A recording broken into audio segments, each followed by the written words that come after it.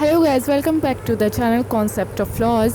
It is the part B of contract. Contract को हम previous video में define कर चुके हैं, उसका लिंक डिस्क्रिप्शन बॉक्स में अवेलेबल है। नाउ वी डिस्कस कि एक एग्रीमेंट कॉन्ट्रैक्ट कब बन जाता है, उसकी कुछ कंडीशंस होती हैं जिसको सेटिस्फाई करना होता है, तब वो एग्रीमेंट कॉन्ट्रैक्ट माना जाता है। अब वो कंडीशंस क्या हैं कि there must be an agreement, कि वहाँ पर कोई एग्रीमेंट होना चाहिए। कॉन्ट्रैक्ट के लिए क्या क्या कंडीशंस होती हैं कि यहाँ पर कोई एग्रीमेंट होना चाहिए, और जो ये एग्रीमेंट है ये कम्पिटेंट पार्टीज़, जो ये किसके बीच होना चाहिए, कम्पिटेंट पार्टीज़ के बीच में होना चाहिए।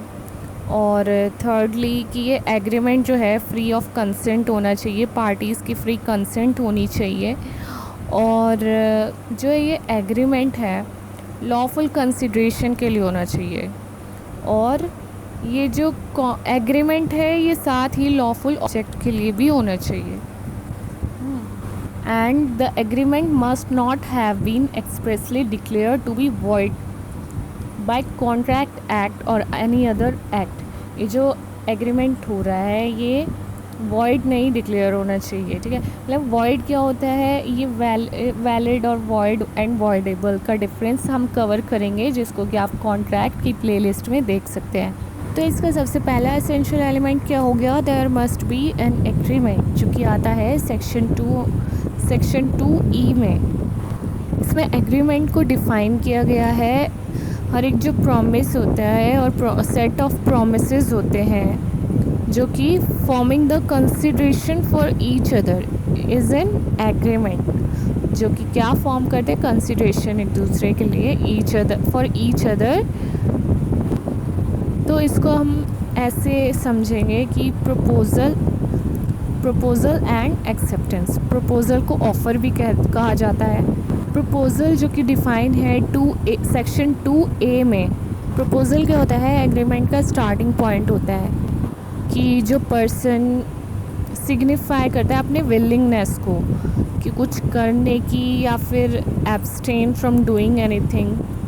अब जैसे कि कोई पर्सन ए है तो वो अपनी विलिंगनेस सिग्निफाई करेगा ना पर्सन बी को, उसको प्रपोज़ल देगा, उसकी वो कॉन्ट्रैक्ट करना चाहता है, तो इसको कहेंगे प्रपोज़ल।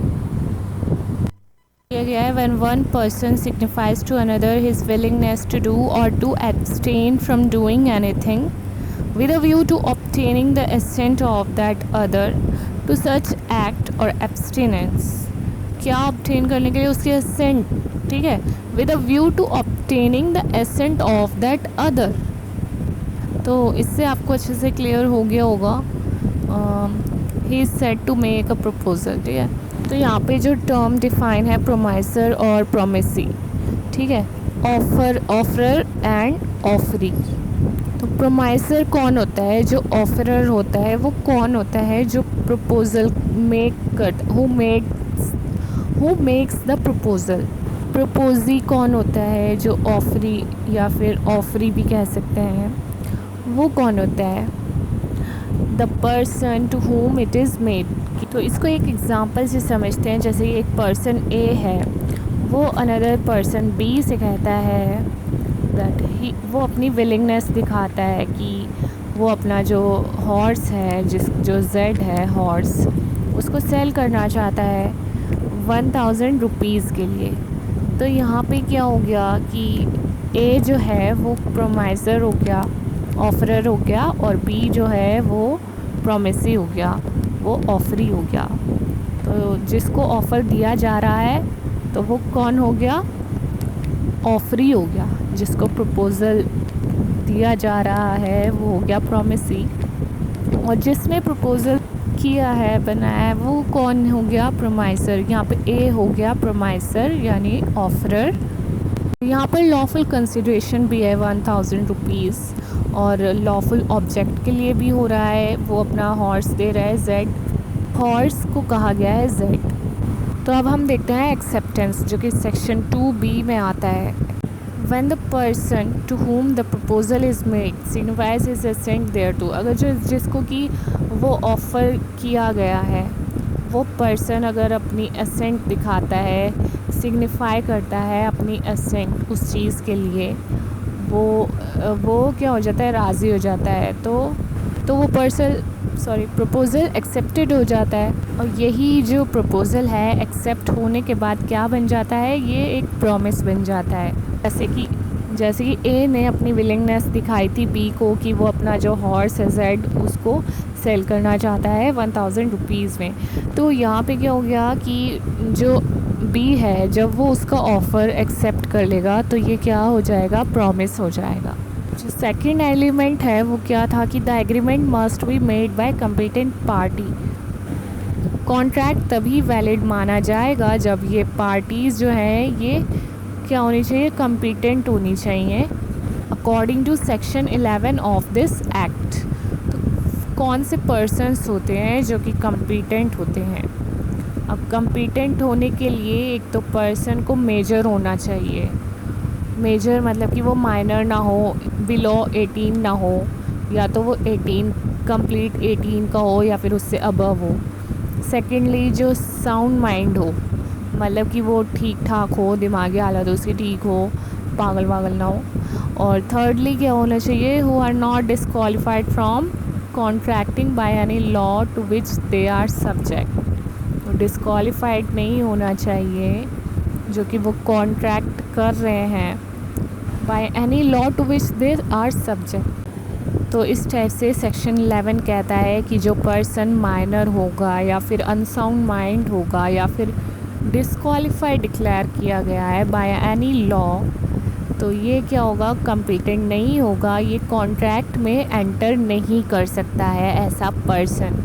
कोई भी एग्रीमेंट अगर किसी ऐसे पर्सन के थ्रू किया जाता है तो वो क्या माना जाएगा, वॉइड माना जाएगा, वो वैलिड नहीं माना जाएगा, वॉइड माना जाएगा। थर्ड है agreement must be made by the free consent of the parties. तो ये एक अनदर रिक्वायरमेंट है किसी भी वैलिड कॉन्ट्रैक्ट के लिए। जो कि एग्रीमेंट होता है वो क्या होना चाहिए, फ्री ऑफ कंसेंट होना चाहिए, उसमें पार्टीज़ की फ्री कंसेंट होनी चाहिए। अगर कंसेंट फ्री नहीं होगी तो कॉन्ट्रैक्ट क्या हो सकता है, वॉइडेबल हो सकता है, कॉन्ट्रैक्ट बिकम्स वॉइडेबल। इसमें एक केस था मिकॉल बॉटलर्स लिमिटेड वर्सेस मिस विलोन कूल ड्रिंक्स AIR 1995।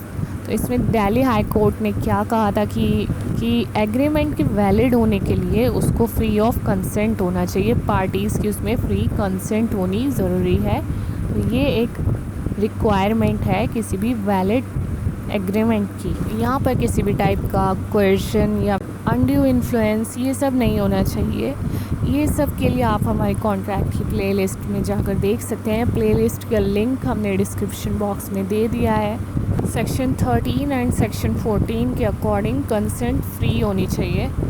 दो या दो से ज़्यादा पर्सन अगर किसी कॉन्ट्रैक्ट में एंटर करते हैं तो फिर वो फ्री कंसेंट होनी उनकी ज़रूरी होती है, वो एग्री होने चाहिए, कंसेंट फ्री होनी चाहिए, free from coercion, undue influence, fraud, misrepresentation, mistake, ये सब कॉन्ट्रैक्ट में एग्जिस्ट नहीं करता होना चाहिए। अगर इस वजह से कॉन्ट्रैक्ट हो रहा है तो वो कॉन्ट्रैक्ट वॉइड माना जाएगा। और fourthly the agreement must be made for lawful consideration. किसी भी वैलिड कॉन्ट्रैक्ट के लिए क्या चीज़ ज़रूरी है, यहाँ पर ये ज़रूरी है कि ये जो एग्रीमेंट हुआ है ये किसी लॉफुल कंसिडरेशन के ऊपर बना होना चाहिए, ये किसी लॉफुल कंसिडरेशन के लिए एग्रीमेंट होना चाहिए, तभी ये एक वैलिड कॉन्ट्रैक्ट माना जाएगा। अगर हम बात करें सेक्शन 23 ऑफ दिस एक्ट की, इस एक्ट की इंडियन कॉन्ट्रैक्ट एक्ट में जो सेक्शन 23 है, यहाँ पर कहा गया है कि अगर कोई एग्रीमेंट लॉफुल कंसिडरेशन के लिए नहीं होता है, उसमें कोई लॉफुल कंसिडरेशन नहीं होता है तो वो एग्रीमेंट क्या हो जाएगा, वॉइड। इसमें एक केस है Newton Kumar versus second additional district जज AIR 1994। फिफ्थ इसमें क्या कहा गया है कि the agreement must be made for lawful object. जो एग्रीमेंट होना चाहिए उसको वो किस चीज़ के लिए होना चाहिए, लॉफुल ऑब्जेक्ट के लिए होना चाहिए। otherwise the agreement becomes void. Section 23 में ये कहा गया है कि ऑब्जेक्ट और कंसिडरेशन किसी भी एग्रीमेंट का अगर अनलॉफुल होगा तो ये जो एग्रीमेंट होगा ये वॉइड होगा। तो ये वॉइड कब होगा? अगर कि ये जो एग्रीमेंट है it is forbidden by law, forbidden by law, या फिर फ्रॉडुलेंटली किया जाएगा, या फिर ये अगर किसी लॉ के प्रोविज़न्स को डिफीट करता होगा तब भी ये वॉइड माना जाएगा। और अगर कि ये इमोरल होगा या फिर पब्लिक पॉलिसी के अपोज्ड होगा, या फिर अगर किसी इसका इन्वॉल्वमेंट किसी अनदर पर्सन या प्रॉपर्टी को इंजरी पहुंचाने से होगा तो इसे वॉइड डिक्लेयर कर दिया जाएगा। सिक्स्थ इसका एलिमेंट है the agreement must not have been declare to be void by contract act और एनी अदर एक्ट। जो एग्रीमेंट होगा वो जो है वॉइड डिक्लेयर नहीं होना चाहिए बाय कॉन्ट्रैक्ट एक्ट और एनी अदर एक्ट। तो ये भी एक वैलिड कॉन्ट्रैक्ट का एलिमेंट है। और ये जो एग्रीमेंट है ये वॉइड डिक्लेयर नहीं होना चाहिए as per sections 26, 27, 28, 29, 30 and 56 of the act, otherwise the agreement is void. तो ये इसके एलिमेंट्स हैं। और 7th पॉइंट इसका ये कह रहा है कि other necessary legal requirements must be satisfied. तो कॉन्ट्रैक्ट की जो अदर नेसेसरी लीगल रिक्वायरमेंट्स होंगी वो भी सेटिस्फाई करनी होगी। जैसे कि एग्रीमेंट जो है ये राइटिंग में होना चाहिए और प्रेजेंस ऑफ विटनेसेस होना चाहिए। जब ये एग्रीमेंट किया जा रहा है तो विटनेसेस का वहाँ पर प्रेजेंस ज़रूरी है और ये रजिस्टर्ड होना चाहिए। तो ये सभी जो अदर रिक्वायरमेंट्स हैं इसकी लीगल रिक्वायरमेंट्स तो वो सभी फुलफ़िल की जाएगी, तभी ये एनफोर्सेबल बाय लॉ होगा और ये एक वैलिड कॉन्ट्रैक्ट माना जाएगा। फॉर एग्ज़ाम्पल जैसे कि ट्रांसफ़र ऑफ प्रॉपर्टी एक्ट में contract of sale, mortgage, lease and gift, ये सभी में क्या इसमें जो रिक्वायरमेंट्स होती हैं वो सभी फुलफ़िल की जाएगी। जो भी कंडीशंस होती हैं उसमें फुलफ़िल की जाती हैं तभी वो एक वैलिड कॉन्ट्रैक्ट हो जाता है। तो इसका कंक्लूजन ये है कि all contracts are agreements but all agreements are not necessarily contracts. Guys इसी के साथ आज का हमारा ये टॉपिक कंप्लीट होता है। मिलते हैं नेक्स्ट वीडियो में, तब तक ले बाय बाय, टेक केयर।